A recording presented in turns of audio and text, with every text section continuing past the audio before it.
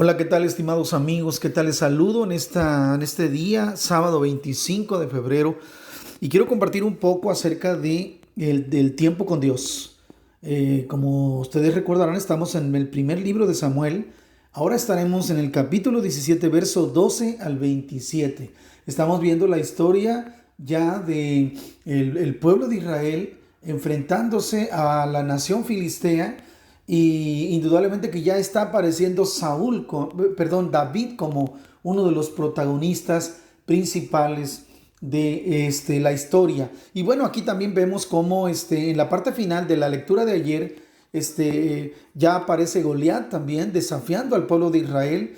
Y termina la lectura de ayer diciendo: al oír Saúl y todos los israelitas las palabras del filisteo, perdieron el ánimo y se llenaron de miedo. Vemos a un pueblo de Israel totalmente lleno de miedo, y también a su rey totalmente lleno de miedo. Y en el verso 12, la lectura pasa a hablar de David y dice: había un hombre de Belén llamado Isaí, que en tiempos de Saúl era ya de edad muy avanzada. Este hombre tenía 8 hijos, uno de los cuales era David. Sus 3 hijos mayores, Eliab, Abinadab y Sama, se habían ido ya con Saúl a la guerra.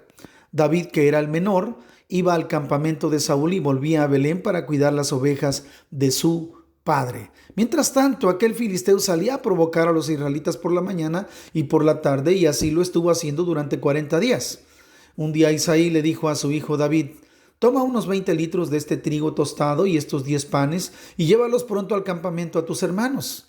Llévate también estos 10 quesos para el comandante del batallón. Mira cómo están tus hermanos y tráeme algo que compruebe que se encuentran bien.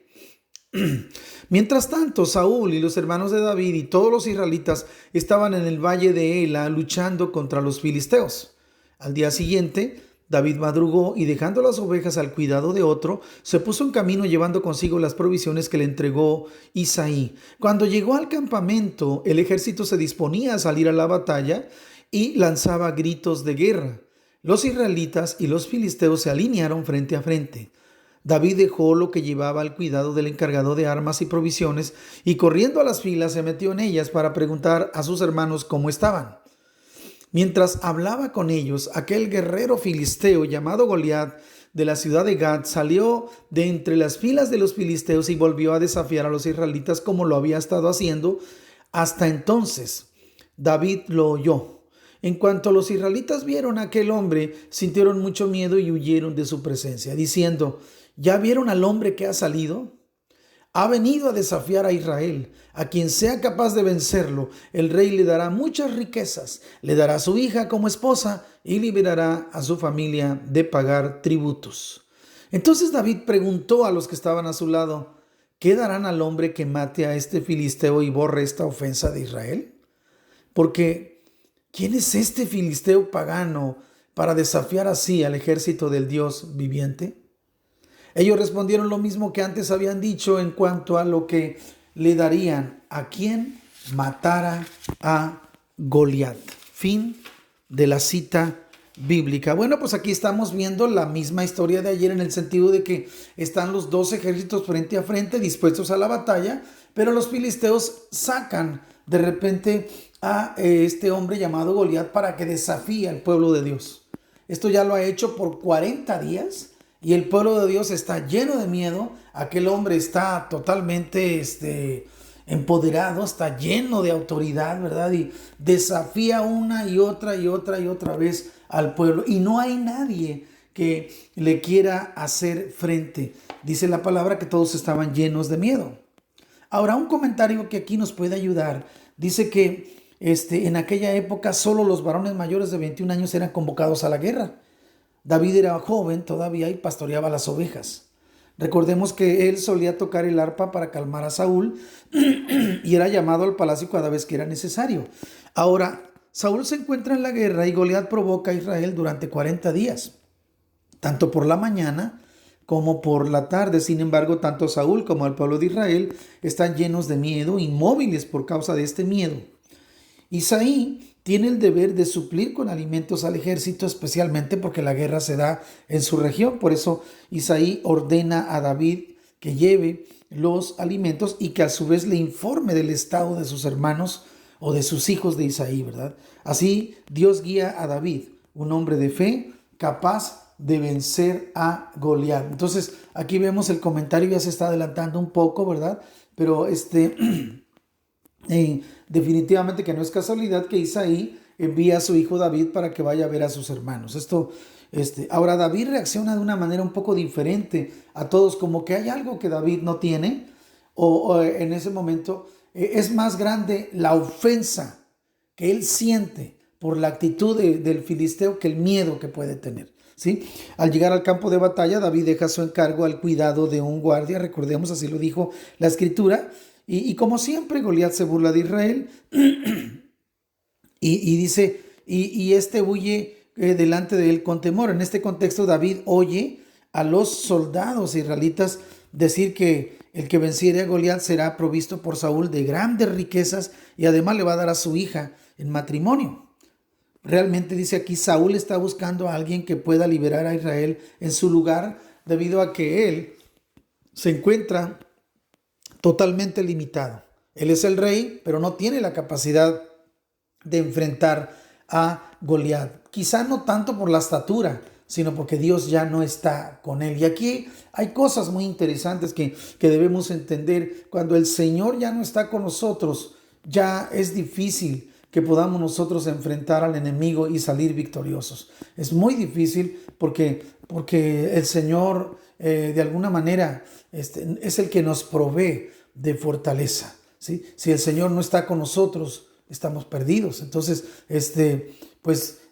Saúl está buscando a alguien que de casualidad por ahí de repente se levante, ¿verdad? Pero pues no hay nadie, todos están llenos de miedo. David, por ejemplo, no teme ante las amenazas de Goliat y se enoja en gran manera.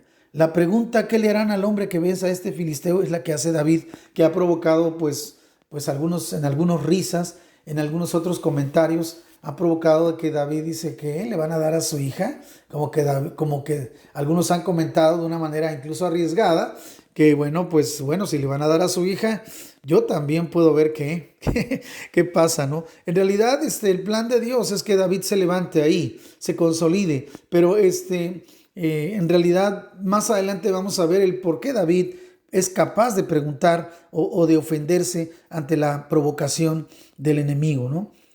Pero aquí el comentarista dice, la pregunta que hace David a las personas, ¿qué le harán al hombre que besa a este filisteo?, proviene de la convicción de que ciertamente lo matará. Debido a que David confía en Dios, no siente ningún temor ante Goliat, quien provoca al pueblo de Dios, ¿sí? Entonces él está, no digo que quizá no tenga temor de verlo tan grande, pero él tiene algo que los demás no tienen. ¿Y sabes cuál es la diferencia? El Espíritu Santo. Y la pregunta que viene aquí dice, ¿hubiera yo sentido ira o temor ante Goliat? Yo creo que esa pregunta es una pregunta muy interesante, pero tal vez tú digas, no, pero si yo hubiera vivido en ese tiempo, probablemente yo hubiera actuado como David, porque buscando a Dios el Señor te fortalece.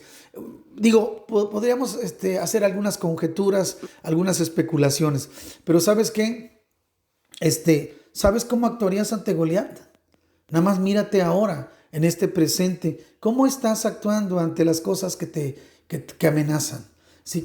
¿Qué sientes ante una guerra mundial? ¿Qué sientes ante una enfermedad que viene? ¿Qué sientes ante el desmembramiento de las instituciones, al crecimiento de la violencia? ¿Qué sientes ante la ideología de género? ¿Te espanta? ¿Te asusta? Si te asusta mucho, significa que ese es tu Goliat.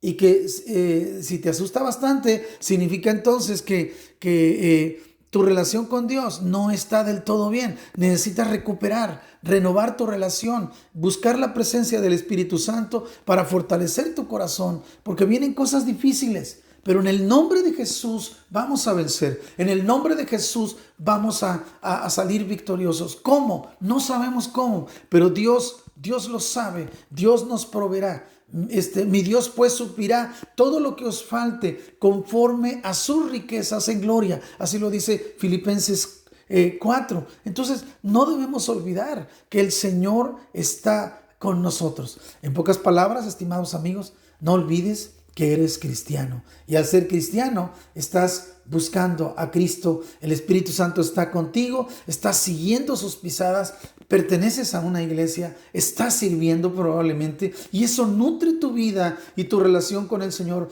porque servimos a un Dios vivo, a un Dios grande, a un Dios poderoso. Así es que yo deseo que tengas un día maravilloso en este día sábado, y que el Señor te acompañe. Que Dios te bendiga.